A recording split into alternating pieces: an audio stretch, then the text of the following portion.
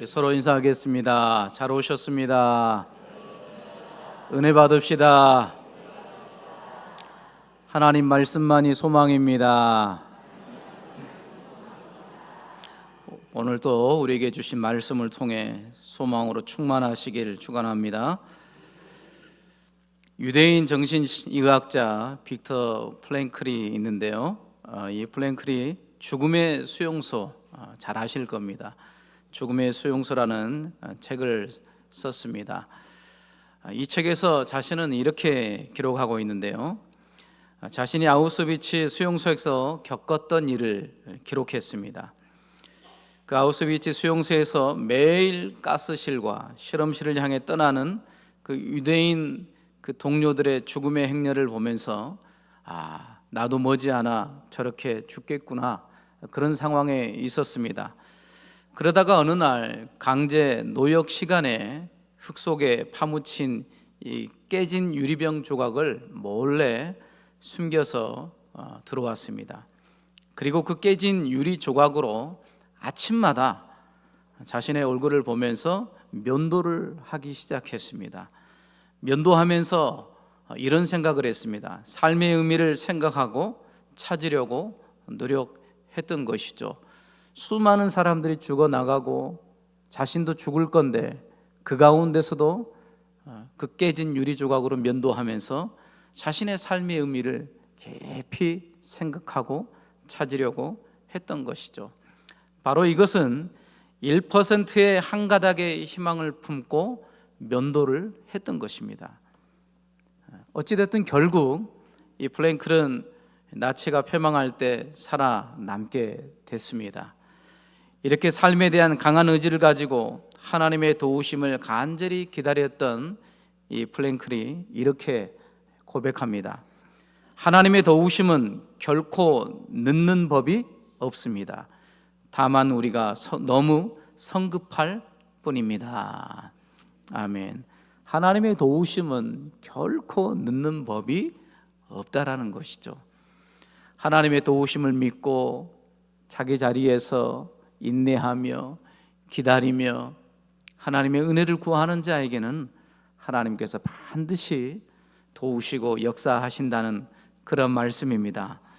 우리의 삶 속에서도 이런 프랭클과 같은 비슷한 처절한 순간들이 있을 수 있습니다.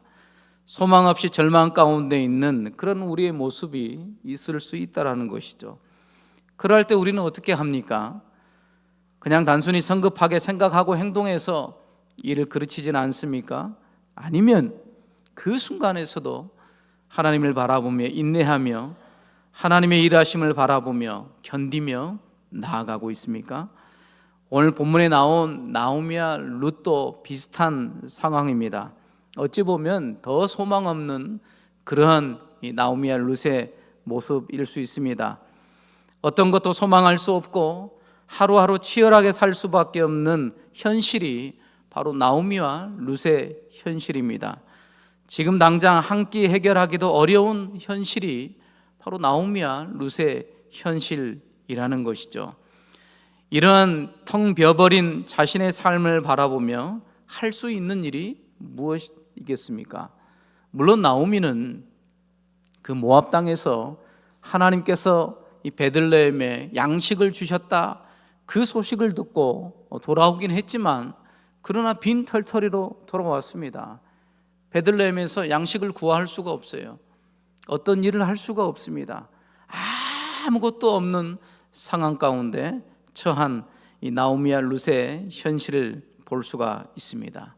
그런데 놀랍게도 하나님은 나오미와 룻의 이 텅 비어버린 현실 앞에서 언제나 하나님께서는 자비로우시고 은혜가 풍성하시며 쉬지 않고 일하시는 하나님이신 것을 이 룻기서를 통하여서 우리가 믿음의 눈으로 볼 수 있다는 것이죠. 아멘이십니까? 한 번 더요. 하나님은 언제나 자비로우시며 은혜가 풍성하시며 쉬지 않고 일하시는 하나님이십니다. 아멘. 이 텅 빈 현실에서도 마찬가지라는 것이죠. 그 하나님만이 나오미와 룻의 이 텅 비어버린 현실을 바꿀 수 있습니다. 그리고 나오미와 룻의 진정한 소망의 꿈을 꾸게 하시는 분이 하나님이십니다. 단 1%의 소망을 현실이 되게 하시는 분이 바로 살아계신 우리가 믿는 하나님이시라는 것을 아주 이 본문을 통하여서 우리에게 잘 보여주고 있습니다. 나오미와 룻은 그런 소망을 가졌고 그 소망을 품고 과감하게 실행에 옮기는 그러한 모습들이 장면마다 계속 내비치는 그러한 모습들을 볼 수가 있습니다. 오늘 먼저 룻기 2장 17절에서 19절을 우리 한번 같이 읽겠습니다. 17절에서 19절입니다. 시작. 룻이 밭에서 저녁까지 줍고 그 준 것을 떠니 보리가 한 에바쯤 되는지라. 그것을 가지고 성읍에 들어가서 시어머니에게 그 준 것을 보이고 그가 배불리 먹고 남긴 것을 내어 시어머니에게 드리며 시어머니가 그에게 이르되 오늘 어디서 주었느냐 어디서 일을 하였느냐 너를 돌본 자에게 복이 있기를 원하노라 하니 룻이 누구에게서 일했는지를 시어머니에게 알게 하여 이르되 오늘 일하게 한 사람의 이름은 보아스니이다 하는지라. 아멘. 나오미와 룻은 모압에서 이사에 와서 베들레헴에 이르렀지만 아무것도 먹을 것이 없었습니다. 그래서 어쩔 수 없이 며느리 룻이 시어머니에게 제가 나가서 이삭이라도 주오겠습니다. 어쩔 수 없는 것이죠. 나오미는 할 일이 없어요. 할 수도 없고요. 그것도 할 수 있는 일이 며느리가 나아가서 이삭을 줍는 것 외에는 아무것도 할 수 없습니다. 그 당시 때는 과부였고 이 텅 빈 그러한 모습으로 돌아왔기 때문에 아무 소망이 없는 그런 모습이었어요. 어찌됐든 며느리 룻이 밭으로 가서 이삭을 주우러 갔습니다. 그런데 놀랍게도 이렇게 텅 빈 인생의 현실에서도 놀라운 일이 생기게 되었습니다. 룻이 이삭을 주우러 나갔는데요, 우연히 성경에서는 이렇게 표현하고 있지만 우리는 믿음의 시선을 보면 하나님의 간섭하십니다. 하나님의 다스리십니다. 하나님의 인도하십니다. 우리의 믿음으로 볼 수 있는 것이죠. 믿음 없는 사람은 볼 수가 없어요. 이런 기적과 같은 일이 일어나게 된 것입니다. 이렇게 룻이 우연히 보아스의 밭에서 죽게 되었고 또한 마침 보아스가 그 밭에 와서 그래서 보아스를 만나게 됩니다. 그래서 보아스의 그 친절과 자비에 이삭을 줍는 것 그 이상으로 그 보아스의 호의로 룻은 이삭을 주우면서 물도 마셔라, 또 식사 때는 떡과 볶은 이삭을 주면서 또 먹게 했고요. 또 심지어는 보아스가 소년들을 또 불러다 놓고 저 룻은 건드리지 마라. 그 당시 때 얼마나 우습게 여겼겠어요. 과부이기도 하고 아무것도 없고. 그러니까 뭐 남자들이 뭐 가만뒀겠습니까? 그러니까 이런 것까지 알고 보아스가 그냥 탁 선을 쳐가지고 마치 보디가드처럼 룻에게는 손대지 마라. 그렇게 호의를 베푸는 모습을 볼 수 있습니다. 그것도 모자라서 곡식당까지 뽑아가지고 이삭을 그냥 충분히 이거 주우는 게 아니고 긁어 모을 수 있도록 그렇게 이러한 놀라운 호의를 보아스를 통해서 룻이 그렇게 받게 됩니다. 이렇게 하루 종일 보아스의 호의로 이삭을 줍게 됐는데요, 보리가 한 에바쯤 되었더라 얘기합니다. 이 한 에바는 대략 한 22리터 정도 됩니다. 조금 더 나갈 수 있습니다. 그 당시 때는 뭐 고대이기 때문에요, 이 리터 계산을 하면 조금 더 나갈 수도 있고 하는데 어쨌든 대충은 22리터의 양을 주워온 거예요. 이 룻의 입장에서는 엄청난 겁니다. 지금 한 끼 먹으려고 자기뿐만 아니고 시어머니도 있기 때문에 뭐 이삭 줍는 거 그 뭐 얼마나 하겠어요. 하루 종일 주워봐야. 그리고 그 당시 때는 이 사사시대이기 때문에 그렇게까지 이 과부에게나 어려운 사람을 위해서 곡식단을 내어주고 줍게 하고 이런 경우가 별로 없어요. 아주 퍽퍽한 그러한 시대 속에 있었기 때문에. 그런데 놀랍게 이 룻은 보아스의 호의와 자비로 21리터나 되는 그 엄청난 양을 줍게 됩니다. 원래 이렇게 줄 수가 없습니다. 그런데 보아스를 통하여서 이렇게 줍게 되었다고 집에 가서 누구에게 얘기합니까? 시어머니 나오미에게 얘기하는 거예요. 침이 마르도록. 얼마나 기뻤어요 이게. 집에 나갈 때는 이거 이삭을 줍느냐 마느냐, 이거 어떻게 하느냐, 한 끼 먹을 수 있느냐 없느냐, 캄캄한 현실인데, 아니 하루가 딱 지나고 나니까 21리터나 되는 엄청난 양을 긁어 모은 거예요. 자기도 놀래고 그 본 시어머니도 깜짝 놀라는 거예요. 도대체 어디서 이 많은 이 이삭을 주워왔느냐. 그러면서 얘기해 주면서 그 사람은 보아스입니다 라고 얘기를 해줍니다. 그랬더니 나오미가 이렇게 대답합니다. 우리 2장 20절을 함께 읽겠습니다. 시작. 나오미가 자기 며느리에게 이르되 그가 여호와로부터 복받기를 원하노라. 그가 살아있는 자와 죽은 자에게 은혜 베푸기를 그치지 아니하도다 하고, 나오미가 또 그에게 이르되 그 사람은 우리와 가까우니 우리 기업을 물을 자 중에 하나이니라 하니라. 아멘. 나오미가 깜짝 놀래가지고 며느리에게 그 보아스 그 사람이 여호와께 복받기를 원한다. 우리는 이제 나오미의 이 신앙을 잘 알지는 못해요. 그렇게 막 드러내놓고 나오미가 이런 신앙이었다 얘기하지 않습니다. 그러나 우리는 추측해 볼 수가 있어요. 물론 나오미는 이 모압에서 베들레헴으로 돌아왔을 때 하나님께서 나를 징계하셔서 내 인생을 텅 비게 하셨다, 나를 괴롭게 하셨다라고 하면서 동네 사람들에게 나를 나오미라고 하지 마라, 나를 쓰디쓴 마라라고 해라, 하나님이 그렇게 해버렸다, 그렇게 하면서 원망 섞인 그런 불평을 내놓았어요. 그럼에도 불구하고 믿음의 사람은 어쩔 수 없어요. 어쩔 수 없는 거예요. 현실 앞에서 하나님을 잊어버릴 수가 없는 거예요. 우리가 믿음으로 살다가 힘들고 어렵다고 해서 하나님을 떠납니까? 물론 그런 원망 섞인 말은 할 수가 있죠. 불평할 수 있죠. 하나님 왜 나를 이렇게 어렵게 하십니까? 왜 하나님 이런 어려움을 주십니까? 라고 할 수 있지만, 내 믿음을 다 뽑아가지고 저 하나님 없이 살랍니다, 그런 사람은 없어요. 사실 만약 그렇다면 그 사람 진짜 믿음이 있는지 진짜 점검해야 됩니다. 그럴 수가 없습니다. 그렇게 얘기했다가도 돌아서면 어떻게 합니까? 그래도 누구밖에 없어요? 하나님밖에 없는 거예요. 믿음의 사람들은 하나님밖에 없는 것이죠. 오늘 나오미 며느리에게 하는 얘기 보십시오. 그가 여호와로부터 복받기를 원하노라. 그 듣는 순간 하나님 중심의 얘기를 하는 거예요. 하나님께서 복 주기를 원하신다. 믿음의 고백을 하는 그러한 모습을 볼 수 있습니다. 그러면서 그 보아스 그가 살아있는 자와 죽은 자에게 은혜 베풀기를 그치지 아니하는구나. 얼마나 감동했겠습니까? 하나님께서 이 보아스 사람을 만나게 해주고 보아스를 통해서 또한 우리에게 많은 이삭을 줍게 하고 이런 넘치는 은혜를 우리로 하여금 공급해 주시는구나.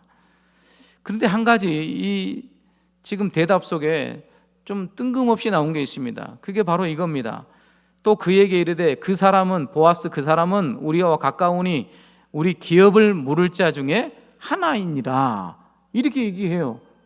며느리 룻에게 갑자기 뜬금없는 거예요. 사실은 우리 기업 물을 자라는 거죠. 그러면 여기서 말하는 이 기업 물을 자가 뭐냐 간단하게 설명하고 넘어가도록 하겠습니다.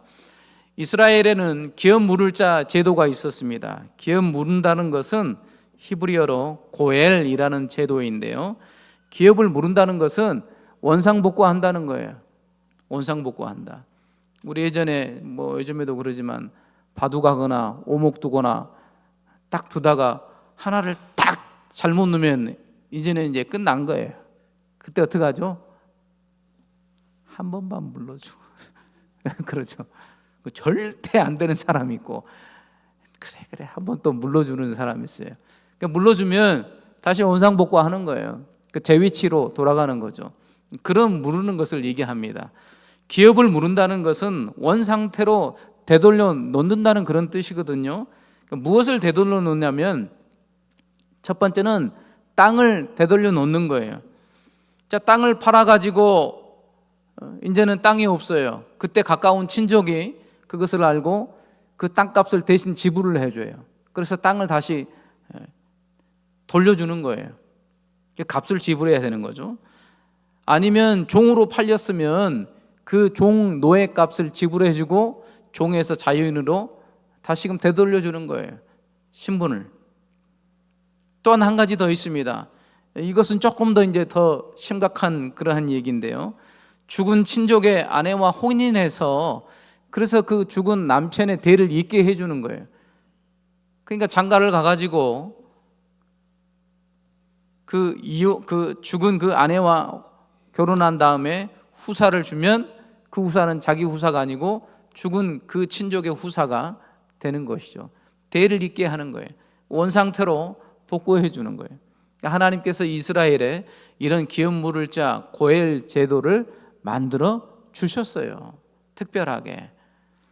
그래서 그런 이 기업 물을 자의 제도가 있었는데 오늘 그 소식을 딱 듣고 나오미가 그 보아스는 우리와 가까우니 우리 기업을 물을 자 중에 하나라 라고 갑자기 뜬금없이 얘기를 해요. 이삭만 줬는데 이게 무슨 소리냐? 이게 무슨 소리입니까? 이것을 풀어서 한번 설명을 해드릴게요.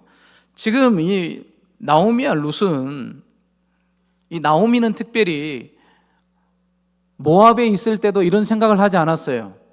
두 아들이 죽지 않습니까? 남편도 죽어버리고 그러니까 이제 며느리들에게 니네 고향으로 가라 그러면서 이런 얘기합니다.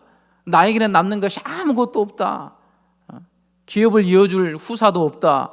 내가 나중에 결혼해서 나중에 아기를 낳으면 그러면 생기겠지만 그거 어떻게 되겠느냐.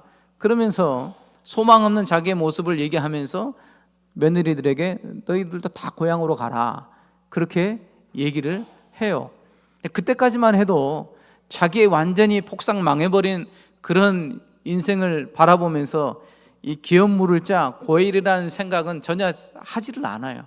그거 할 수도 없을 거예요. 그런 상황에 있어서는. 그런데 이제는 다시금 베들레헴에 돌아와서 어찌됐든 여기서 살아가면서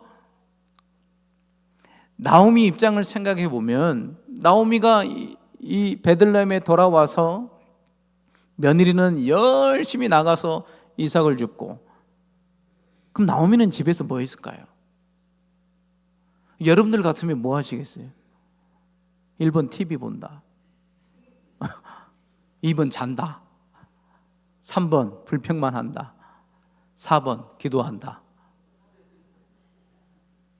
몇 번이에요? 4번이에요? 진짜 기도하는 거예요? 기도하죠. 기도하겠죠.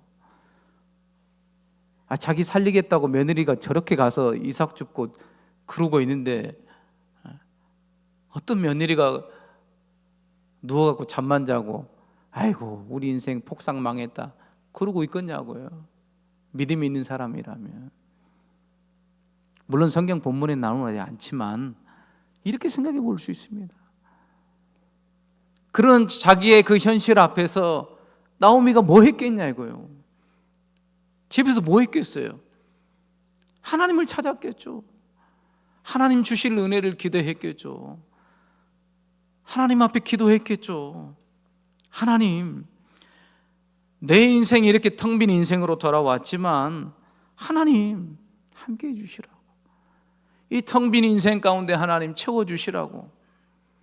사실 인생이 텅 비어버렸으면 더 소망했어요. 사실은. 왜냐하면 아예 텅 비어버렸기 때문에 이제 갈 데가 없어요. 내려갈 데가 없어요. 올라가는 일만 남아있어요. 사실은. 그러면서 믿음으로 하나님을 찾지 않았겠습니까? 하나님 우리의 텅 빈 인생을 보살펴 주시라고. 여호와 날개 아래에서 하나님 우리에게 복 주시라고.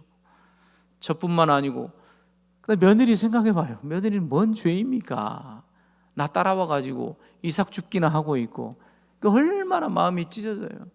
그 고통과 아픔을 하나님 앞에 토로하지 않았겠습니까? 하나님, 저 불쌍한 며느리, 저 룻을 불쌍히 여겨주시라고 얼마나 간절히 기도했겠어요.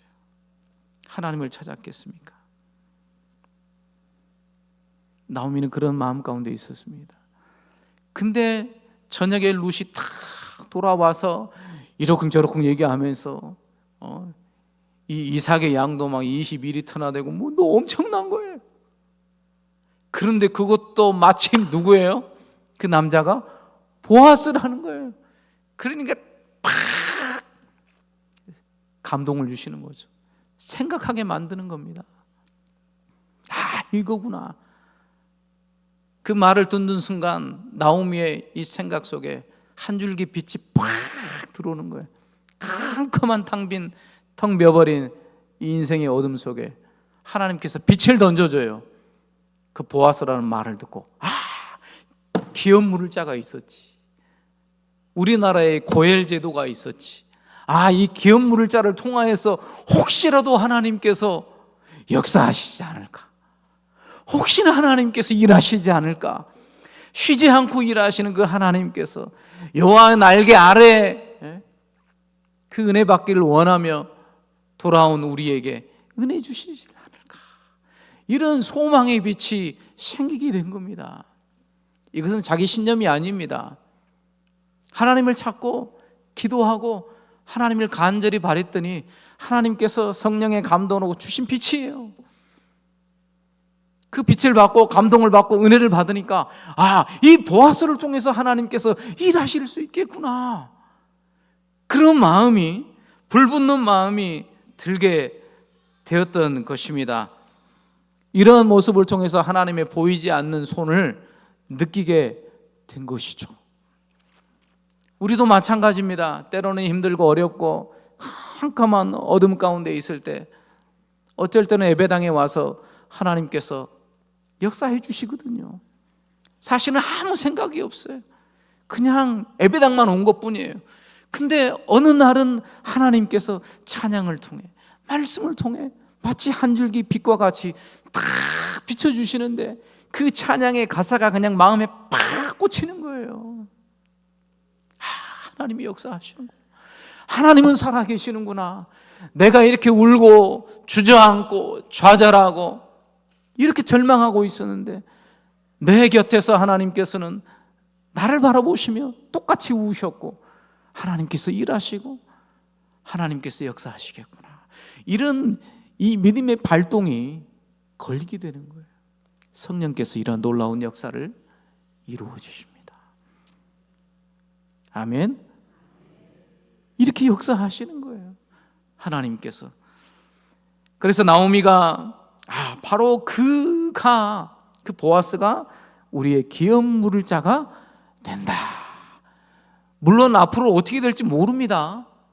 어떻게 될지 몰라요. 그럼에도 불구하고 하나님의 보이지 않는 손을 느끼게 되고, 그러면서 하나님의 일하심을 믿음으로 이제는 차근차근 보게 되는 것이죠. 이렇게 믿음으로 사는 사람들은 하나님을 향한 기대감이 있습니다. 물론 우리의 현실은 변하지 않습니다. 똑같습니다. 항상 똑같아요. 그럼에도 불구하고 하나님께서 어떻게 역사하실지, 어떻게 일하실지 기대하고 소망해요. 불가능을 가능케 하시는 하나님, 죽은 자를 살리시는 하나님, 그 하나님께서 일하심을 믿음으로 바라본다는 것이죠. 그러면서 이 룻과 나오미의 대화가 계속 나오는데요, 우리 2장 21절에서 23절 우리 같이 읽겠습니다. 시작. 모압 여인 룻이 이르되 그가 내게 또 이르기를 내 추수를 다 마치기까지 너는 내 소년들에게 가까이 있으라 하더이다 하니, 나오미가 며느리 룻에게 이르되 내 딸아 너는 그의 소녀들과 함께 나가고 다른 밭에서 사람을 만나지 아니하는 것이 좋으니라 하는지라. 이에 룻이 보아스의 소녀들에게 가까이 있어서 보리 추수와 밀 추수를 마치기까지 이삭을 주우며 그의 시어머니와 함께 거주하니라. 아멘. 자, 그러면서 룻이 또 이런 얘기까지 합니까? 이런 얘기까지 합니다. 보아스가 내 추수를 다 마치기까지 내 소년들하고 같이 있어라. 아까 보장해 주는 거예요. 보리 추수하고 밀 추수까지 하면 대략 한 7주, 8주 그 정도 어간인데, 이제는 그 정도는 이제 걱정할 게 없어요. 자기 밭에 와서 추수 다 끝날 때까지 이삭 주우러 하는 거예요. 먹고 사는 거 끼니는 해결이 됐습니다. 그런데도 어떻습니까? 7주나 8주 과정이 이 추수가 다 끝나면 그러면 어떻게 돼요? 똑같아요. 이삭을 죽고 그랬지만 이 추수 끝나고 나면 또 뭐 먹고 사냐 이거죠. 아무것도 없는 거예요. 또 하루하루 한 끼 걱정하며 텅 비어버린 자기 인생을 또 걱정할 수밖에 없는 것이 나오미와 룻의 그러한 모습입니다. 물론 나오미가 저 보아스는 기업 물을 짜라고 했지만 그것은 자기 얘기죠, 아직은. 근데 정작 보아스가 내가 기업 물을 짜라고, 나 싫은데? 그러면 끝난 거예요. 기업 물은다는 것은 자기의 재산을 바쳐야 돼요. 손해를 봐야 됩니다. 엄청난 대가를 치러야 돼요. 땅을 자기 땅도 아닌데 자기 돈으로 사서 줘야 돼요. 그러니까 누가 하겠어요, 이거를. 또 심지어는 그 친족의 죽은 후사를 위해서 같이 가서 결혼하고 그 후사를 낳으면 자기 아들도 아닌데 그 후사인데 누가 하겠냐 이거예요. 희생을 감수해야 돼요. 그러니까 어렵습니다. 사실은 힘든 거예요. 이 기업 물을 자 이 고엘은 예수님과 비슷해요. 그런데 신약의 예수님과 우리의 모든 죄를 대신해서 대속물로 주시고 십자가에서 물과 피를 쏟으시기까지 희생하신 그 사랑으로 우리에게 값을 지불하셨잖아요. 죽음의 값을. 그리고 우리에게 생명을 주시고 구원하신 놀라운 은혜 아니겠습니까? 이러한 모습을 비춰주는 거예요. 십자가의 예수 그리스도를 이 기업 물을 자를 통하여서 구약에서 면면하게 보여주는 거죠. 다 흐르고 있어요. 이것을 보면 또 기가 막힙니다. 어찌됐든 보아스가 기업 물을 자라고 그거 안 해주면 땡이에요. 그리고 심지어 지금 이 베들레헴에 와서 나오미가 보아스를 본 적은 한 번도 없어요. 집 안에만 있었어요. 보아스를 만난 적도 없고 누구를 통해서 보아스하고 접전한 것도 없고 우리 룻은 뭐 다 잘 봐달라고 뭐 한 것도 없고 아무것도 없어요. 그냥 룻의 말을 듣고 이 보아스는 기업 물을 자라고만 했지 그 이상의 진전이 하나도 없었던 거예요. 달라진 건 없었습니다. 그냥 순전히 나오미가 생각 속에서 하나님 주신 감동으로 룻에게 며느리에게 얘기한 것 뿐이었습니다. 그렇기 때문에 추수가 다 마치게 되면 똑같이 이제는 텅 빈 인생으로 살 수밖에 없는 그러한 모습인 것이죠. 어찌됐든 이제는 추수가 다 끝났습니다. 7주 과정이 다 끝났습니다. 타작에서 마무리만 남았습니다. 자, 그러면 이제 룻기서 3장 1절과 6절을 우리 함께 같이 읽겠습니다. 시작. 룻의 시어머니 나오미가 그에게 이르되 내 딸아 내가 너를 위하여 안식할 곳을 구하여 너를 복되게 하여야 하지 않겠느냐. 네가 함께 하던 하녀들을 둔 보아스는 우리의 친족이 아니냐. 보라 그가 오늘 밤에 타작마당에서 보리를 까불리라.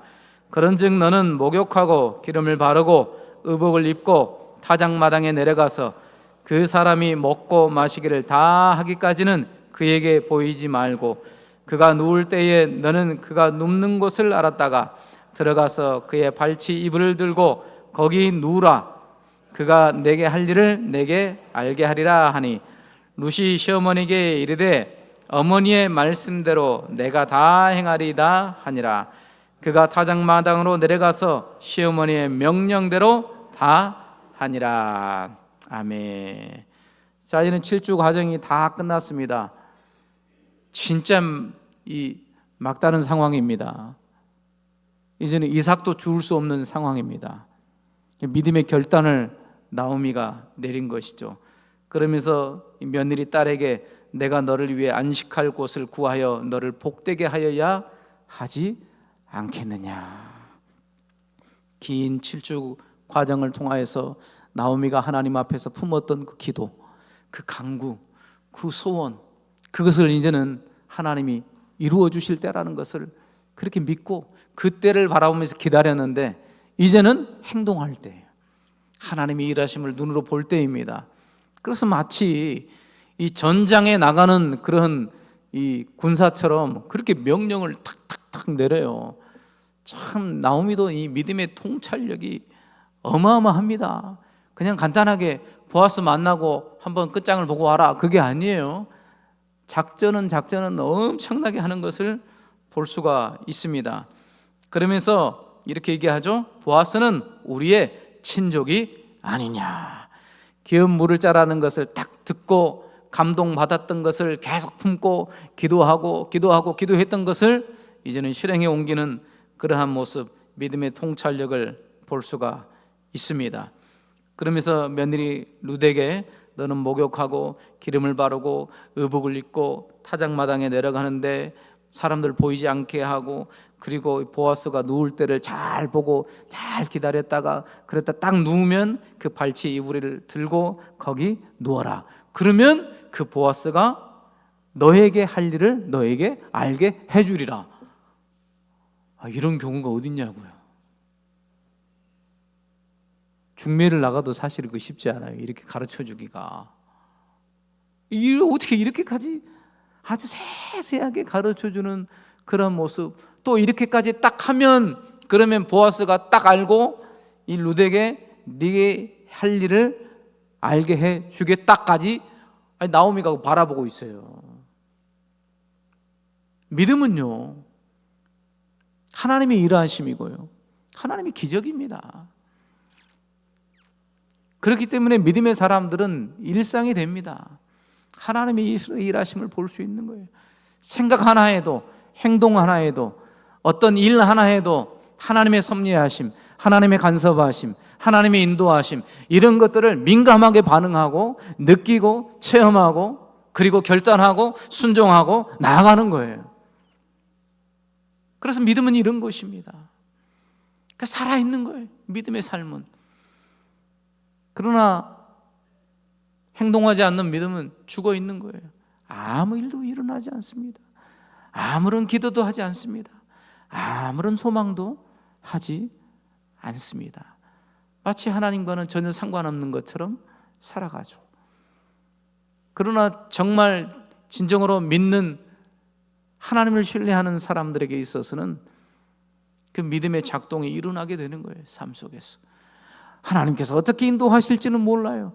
그러나 하나님께서 문을 열어주시고 만나게 하시고 어떤 일을 벌이게 하실지는 하나님이 아시기 때문에 믿음으로 선포하고 나아가는 것뿐이죠.